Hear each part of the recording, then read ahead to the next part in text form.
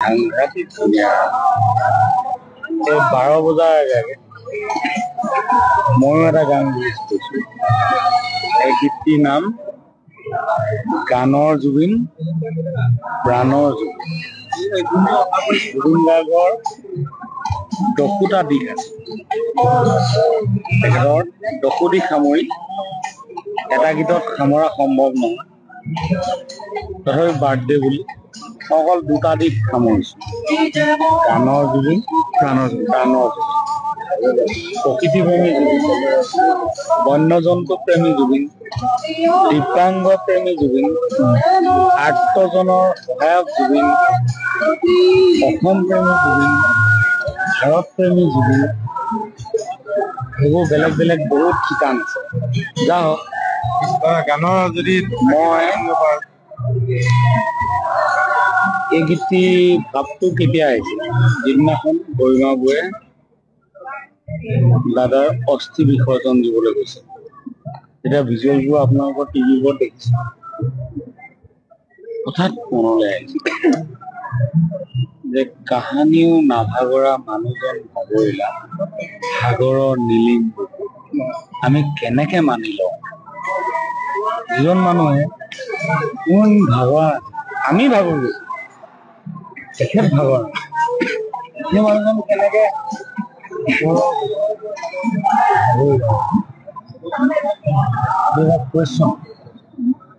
সেই কুৱেশ্যনটো আজিও প্ৰতিজন অসমীয়াৰ বুকুত আছে।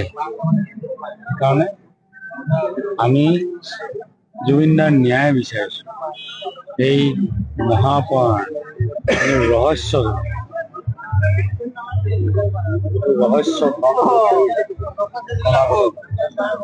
তাৰ আমি উত্তৰ বিচাৰিছোঁ। আৰু উত্তৰ নোপোৱালৈকে আমি ভাবো জুবিনদাই আমাক এৰি নাযায়, আৰু আমাকে নগলে আমাৰ ওচৰলৈ আহিবও নোৱাৰে। সেইটোৱে নিয়ম। তেওঁ আচলতে আমাক এই যাব পাৰিব লাগিছিলে, এতিয়া তেওঁ আমাৰ ওচৰলৈ আহিব পাৰিলে। তেওঁক এতিয়ালৈকে আমি মুক্তি দিব পৰা নাই। আমি তেখেতক মুক্তি দিব লাগে। আজি জন্মদিনত মই এটাই প্ৰাৰ্থনা কৰিছোঁ প্ৰভু ভগৱন্তৰ ওচৰত যে তেখেতক যাতে আমি মুক্তি দিব পাৰোঁ, যাতে তেখেত অসম ভূমিলৈ পুনৰবাৰ আহিব পাৰে। তেখেতে নিজেই কৈ থৈ গৈছিলে যে আপুনি যদি পুনৰ্জন্ম বিশ্বাস কৰে আপুনি ক'ত জন্ম ল'ব। তেখেতে কৈছিলে মই অসমত আকৌ জুবিনদাক লাগে। হয় মানস দা, এটা ঘোষণা কৰিছিলে আমাৰ জুবিনদাক আপোনালোকে বহুত ওচৰৰ পৰা পাইছে। কিবা এটা দিম বুলি কৈছিল, তেওঁলোকক জনাইছো ইতিমধ্যে। আৰু এইটো আমাৰ দায়িত্ব ঘৰৰ মানুহ হিচাপে। দাদাৰ কাৰণে তেখেতসকলে যি ত্যাগ কষ্ট পৰিশ্ৰম কৰি আছে, সকলোকে মই 10,000কে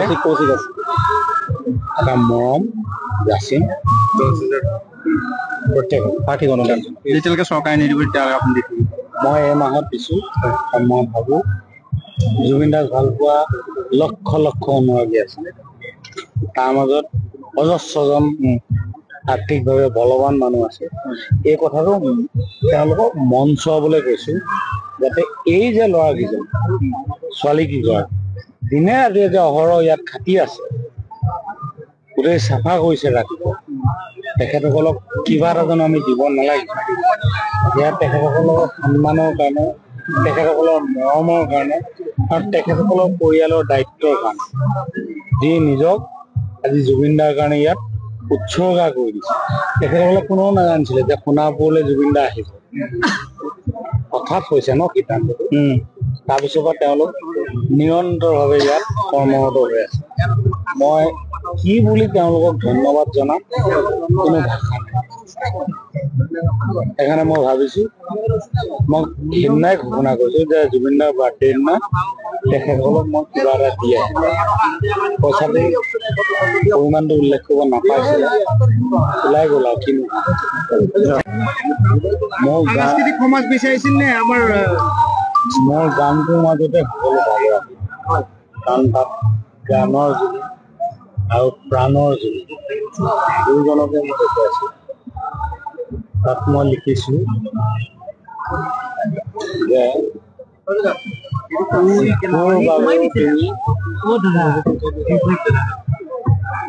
যিশুৰ বন্দনা যিশু মানে যিশু খ্ৰীষ্ট যিশুৰ বন্দনা তোমাৰ মাজত যিশুৰ বাবেও গালা গান যিশুৰ বন্দনা তোমাৰ মাজত যিশুৰ বাবেও গালা গান